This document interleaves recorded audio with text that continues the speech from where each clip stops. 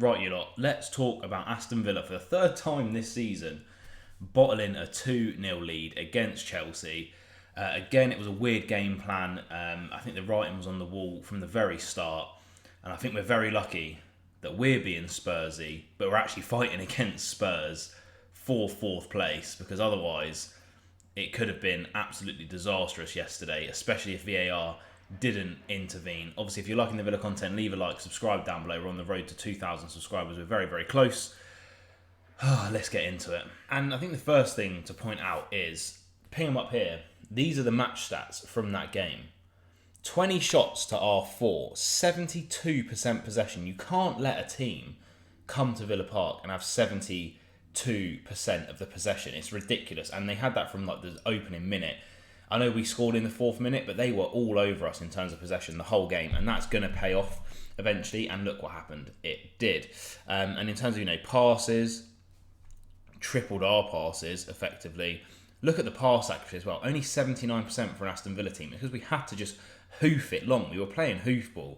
It was more like watching, 2010-11 Stoke City. Do you know what I mean? Like that type of game, a Sean Dyche team or something like that. It was, I can't even explain why on earth we were playing like that. More corners than us. It was just, I'm going to get rid of the match stats anyway. I'm going to break this game down into 3 different categories: the negative, the positive, and why I think it happened. I was going to make this video yesterday, but as you can see, I've just made breakfast. I thought I'll leave it till the morning, see if I'm as angry about what happened, because yesterday I was just steaming, absolutely fuming, and that's still the same today. The negative, those possession stats and the way we set up. We've been a team that have enjoyed being on the ball this season, and that was completely taken away from us this game. We set up defensively. We had a compact sort of low block, and then the mid block in the midfield as well. It was weird how it was set up. It was so compact in the midfield effectively. I think it was to almost suffocate Cole Palmer so he couldn't get any room, but we were so deep and camped, and every time we got the ball it was just hoofball. There was no patterns of play. There was no nice intricate passing, apart from maybe the odd occasion where I think the players just done it.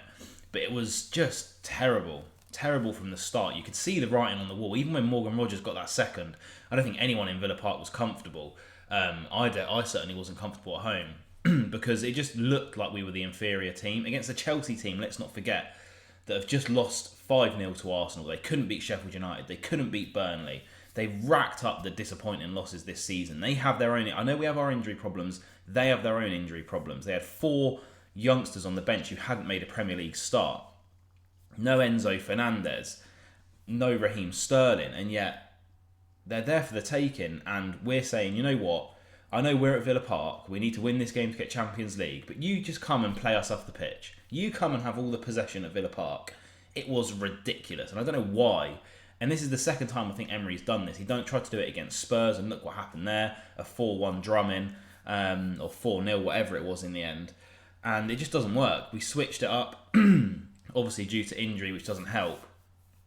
But again, as much as you can put it on Emery for his tactics, and I think they were wrong, you can't let Chelsea come and have 72% possession at Villa Park. This is a mid-table team, I'm afraid, Chelsea. We're a team battling for top 4.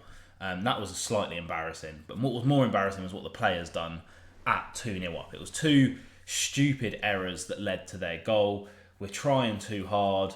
No one looks like they can be asked. Douglas Luiz looks like he can't be asked anymore. The players look leggy as well. They look tired out there. There was no intense running for me, apart from perhaps John McGinn.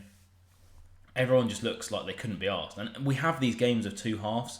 The first half, they looked like they couldn't be asked, but they defended well, and they got 2 goals. The second half, you could just see the writing was on the wall. As soon as Chelsea got their first goal, you could see what was going to happen. All day long. There was no doubt in my mind we were going to lose that game. It was pathetic. It was embarrassing. It's our 3rd bottle job from 2-0 up, and those players, they need to have a look at themselves. So the positives of the game. A couple. We still scored 2 goals. We did some nice passages of play. One massive positive for me is Morgan Rogers, who is literally just going from strength to strength. I think John McGinn had a good game as well. We still scored 2 goals, and in the end of the day, we drew. We didn't drop all 3 points. Is it a good draw? Absolutely not. Any Villa fan that says that's a good draw, and it's a good point, and you'll take the point, check your neck. and make sure your head isn't wobbling all over the place, because we were 2-0 up in like the 65th minute. You can't be letting that go at home in the Premier League if you want to get Champions League. That's ridiculous. But at least it is a point. I'm not happy with it, but at least it's a point. And now we're 7 points above Spurs, who have 3 games in hand. Obviously, if they win all 3 games in hand, they're 2 points above us. Are they going to win all 3 games? I don't think so. You know, their first one's Arsenal this weekend, and that's going to be no easy feat. But apart from Morgan Rogers and the fact we got a couple of goals and managed to snatch a point in the end, thanks to the help of VAR, because it was soft, and Diego Carlos, the powerhouse that he is, really shouldn't have been getting bullied off the ball that easy. It was a foul, don't get me wrong, before Chelsea fans hop on here and say, no, it was a foul. I understand it's a shoulder barge, but shoulder barges aren't fouls when it's shoulder to shoulder. When it's directly in between, you know, your shoulder blades on your back in the penalty area and you have no intention of going for the ball, it's a foul. So Chelsea fans, you can, you know, pipe down and enjoy 8th or wherever you are in the league. But still, we shouldn't have had to let it go to VAR to win us that game. To draw that game. That's the only positives I can take. A disappointing day at Villa Park, a collapse again. But let's look at maybe some of the reasons why that happened and how we can go forward. So the main excuse I'm seeing Villa fans use is obviously the tiredness thing, and they did look leggy out there. I don't understand it as much in this game because the players have had a week off. They had 2 days fully off on Monday and Tuesday. So we should have been coming into this game fresher than any other game that we've played in like the last month. We've got a European semi-final next week to worry about, but that's 5 days away, so that shouldn't have really impacted us that much. I just don't know whether we have season fatigue as opposed to actual fatigue. It's been a grueling season, it's been a long season, and these players, most of them have never had to play a season like this before in their careers. And it is tough. You know, I know what you could say. You know, you have the likes of Ollie Watkins, John McGinn, Esri Konsa. They've all played 46-game seasons down in the Championship. But that's when you're travelling up and down England. You're not travelling abroad. You're not playing the best teams in the world in the Premier League week in and week out, and then having to go and play the likes of Ajax and Lille. You know, the best teams around the continent and around Europe. And I think that does factor into it. And it's been a long season. It's been a grueling season. It's been an injury-riddled season as well, which got worse this game. I have to say, when Yuri Tielemans went off, he's become such a vital player to us this season. I was really worried. And then when I saw Robin Olsen in goal for the second half, I actually nearly wanted to turn my TV off. Because I don't understand why we signed Joe Gauci, a player who looks so promising, and don't give him a go. You know, Robin Olsen has proved time and time again that he's incompetent and incapable of being a proper Premier League number 2. I would have liked to see Joe Gauci in there. Would it have changed the result? I don't know. Noni Madueke's goal was very, very close to Olsen for me, and he looked relatively out of position for Conor Gallagher's goal as well. I think he should have saved at least one of them, to be honest. Don't get me wrong, we should have closed down Gallagher. That was absolutely terrible defending, and Madueke shouldn't have even had that ball. But again, I would have liked to see someone else. But as soon as those two came on, you think to yourself, And Yuri Tielemans, the way he was punching the floor, do I expect to see him in a Villa shirt again this season? Time will tell. And if Emi Martinez's injury is serious as well, then we just need to hope that Spurs are more Spursy than us, like I said at the start of the video.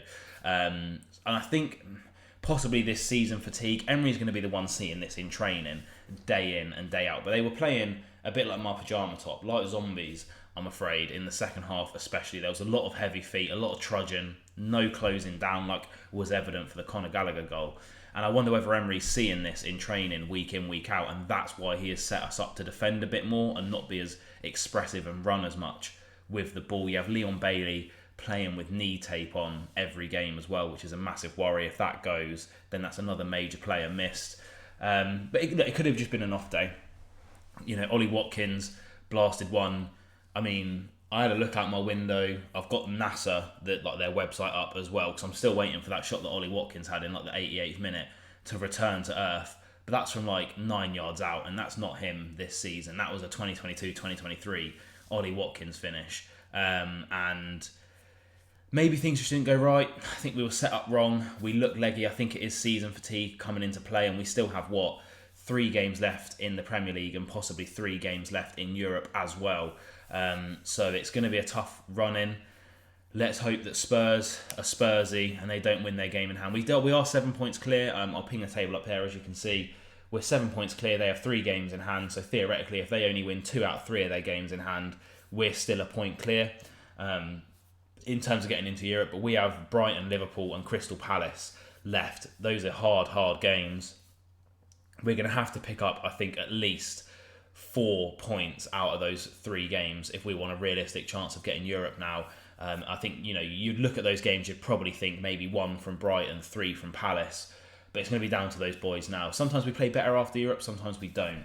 But it's going to be a tough, testing end to the season. No more collapses at this Villa. If Chelsea would have just come, beat us, I could come on here and say, look, we played terrible, we lost, regroup, move on. But it's the manner of the loss. The fact that it's the 3rd time since Christmas Day last year that we've lost from 2 goals up, considering we had such a good record, is just slightly concerning. But look, if anyone's going to turn it around, it's going to be Emery and the boys. We had a disappointing result, but we've had a disappointing performance against Lille. We came out and smashed it in the Premier League after that. So we regroup now. Olympiacos on Thursday, and then I think it's Brighton as well the week after. I'll be previewing all of those, of course, and reviewing them afterwards. I've got a free agent XI video coming out very, very soon, as well as a Clement Longley video, so look out for those.